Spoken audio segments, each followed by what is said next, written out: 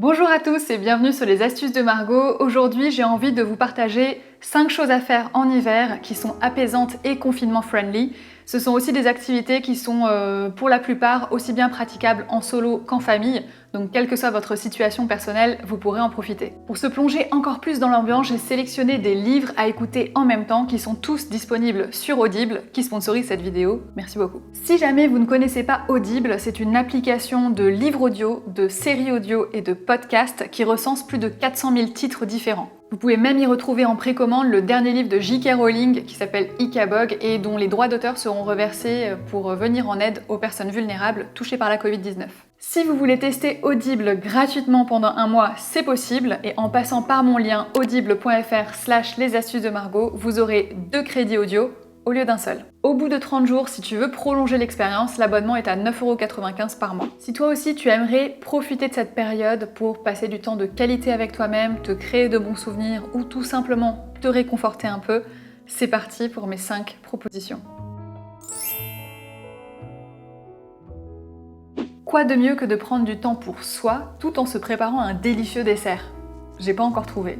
J'avais terriblement envie de me préparer des cookies, c'est rapide à faire, facile à faire et pas très cher. Et qui dit température automnale, hivernale, dit pour moi cannelle. Si je vous recommande tout particulièrement de cuisiner en cette période, c'est tout simplement parce que ça va nous permettre de nous ancrer dans le moment présent en faisant appel à beaucoup de nos sens.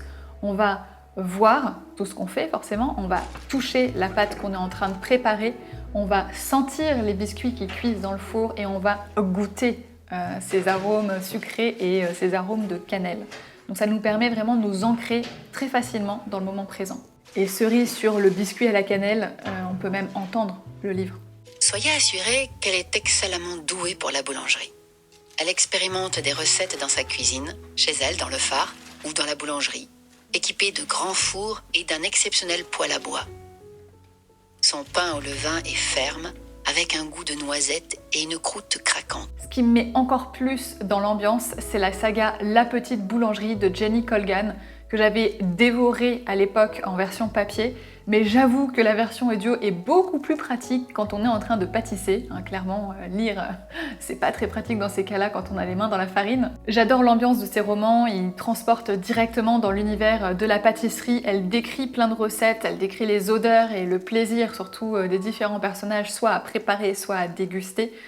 Ça met vraiment dans une très très bonne ambiance, très cosy. Par contre, j'aime autant vous prévenir que ça donne faim d'écouter ce livre, donc vaut mieux l'écouter en ayant quelque chose à manger sous la main.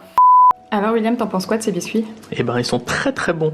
On sent bien le gingembre? Ils sont magnifiques, on le sent parfaitement le gingembre frais. Et ils sont moelleux en plus, hein? Ils sont tout fluffy. On le voit bien.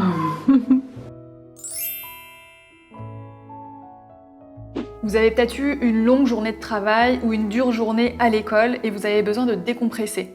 Ou alors vous avez besoin de déconnecter de toute l'actualité. Pas de problème, j'ai la solution pour toi, direction le spa. Et je t'arrête tout de suite, t'as pas besoin de sortir de chez toi, direction ta propre salle de bain. La suite elle est vraiment très simple, t'as juste à dégainer ton gommage chouchou, ton masque favori, à te faire couler un bain moussant ou une douche bien chaude si tu n'as pas de baignoire et à te détendre.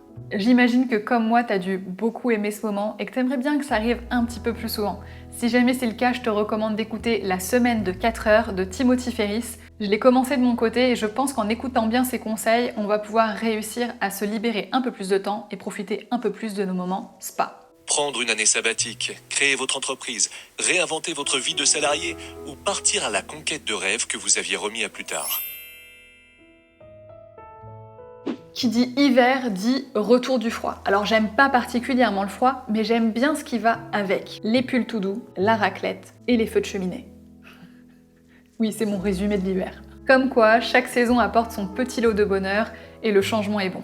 Si vous n'avez ni cheminée, ni poêle à bois ou poêle à granulés, pas de panique, direction YouTube ou Netflix, vous y retrouverez plein de vidéos de feux de cheminée en temps réel qui, même s'ils sont complètement virtuels, vous apporteront un réconfort bien réel. Depuis que j'ai déménagé, je me chauffe désormais au poêle à granulés. Alors c'était tout nouveau pour moi, ça demande un petit peu d'entretien, mais franchement rien de très compliqué et surtout, ça m'apporte beaucoup de plaisir au quotidien.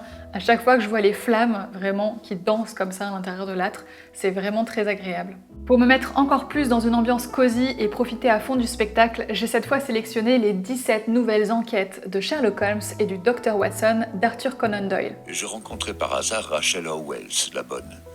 Je vous ai dit qu'elle n'était que tout récemment remise de maladie, et elle avait l'air si lamentablement pâle et blême que je la grondais parce qu'elle travaillait. Si contrairement à moi, vous recherchez plutôt une ambiance qui vous fait frissonner malgré la chaleur, dans ce cas-là, je vous recommande de vous tourner vers l'Institut de Stephen King.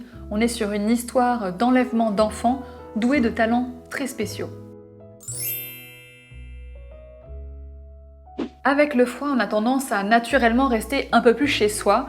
Il faut dire que le confinement n'arrange pas les choses. Ce que j'aime faire et que j'aimerais mettre encore plus en place dans mon quotidien pour pouvoir m'évader, c'est de laisser un peu plus d'espace à ma créativité en dessinant. Le temps m'a vraiment manqué ces dernières semaines et j'ai ressenti un énorme soulagement quand j'ai enfin pu poser mon crayon dans mon bullet journal et préparer ma thématique du mois de novembre dernier. Je l'ai faite en vidéo, donc si jamais vous voulez la voir, elle est en haut à droite de votre écran ainsi qu'en barre d'informations. Dessiner vraiment, ça me permet de rentrer dans un état de flow où le temps n'a plus vraiment de prise, n'a plus d'importance, il est comme suspendu. Et mes pensées, pareil, elles sont toujours là, mais je m'en détache, un peu comme quand on médite. Il n'est en aucun cas nécessaire de savoir très bien dessiner pour dessiner. Prenez juste un crayon, une feuille et gribouillez. Faites des petits doodles, même regardez des vidéos sur YouTube qui vous montrent étape par étape comment apprendre à dessiner une fleur, une maison, un gâteau, j'en sais rien, ce que vous voulez. Vous allez voir que ça va vous faire du bien, vraiment. Si vraiment le dessin c'est pas trop votre truc, mais que vous êtes quand même un créatif dans l'âme ou que vous voulez booster votre créativité, je vous recommande vraiment d'écouter Big Magic d'Elizabeth Gilbert, qui est un petit bijou. Je l'ai adoré, moi déjà il y a plusieurs années, je l'ai quelque part dans un carton, mais impossible de remettre la main dessus depuis le déménagement.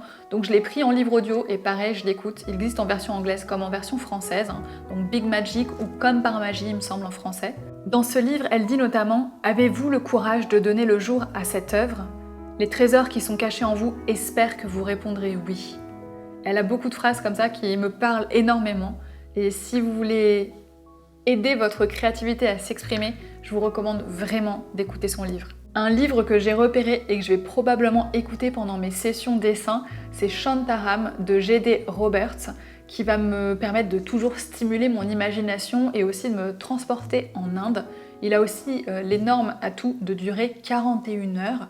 Autant vous dire que je vais avoir le temps de dessiner en écoutant ce livre. Excité et ravi par l'odeur de cette première minute à Bombay, évadé de ma prison et prenant un nouveau départ dans le vaste monde, mais je ne l'ai pas reconnu et j'en étais incapable. Ce dernier point, il est valable toute l'année, mais encore une fois, on a tendance à le négliger à cause de l'arrivée du froid. Tournez-vous vers la nature.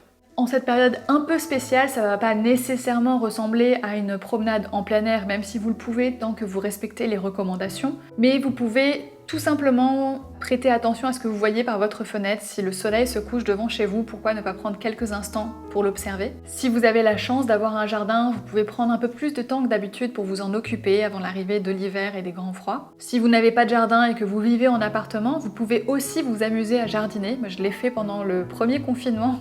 Et regardez-moi ce magnifique basilic que j'ai aujourd'hui, alors que je l'avais planté à l'état de graine, au mois d'avril dernier. Pour renouer avec la nature et apprendre plein de choses à son sujet, je vous recommande L'homme et la nature de Peter Wolben.